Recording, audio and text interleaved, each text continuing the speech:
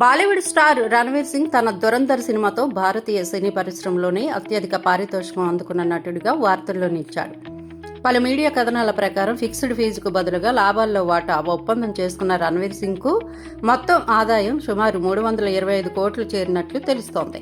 ఇంతకుముందు ఈ record super star Rajinikanth పేరిట ఉందని, జైలర్ సినిమాకు ఆయన సుమారు 250 కోట్లు అందుకున్నట్లు విస్తృత ప్రచారం జరిగింది.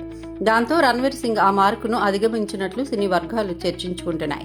అయితే గమనించాల్సిన విషయం ఏమిటంటే, ఈ 325 కోట్ల మొత్తం అధికారికంగా ప్రకటించలేదు. ఇది బాక్సాఫీస్ విజయం తర్వాత వచ్చిన మీడియా అంచనాలు, ఇండస్ట్రీ రిపోర్టుల ఆధారంగా వెలువడిన సమాచారం మాత్రమే.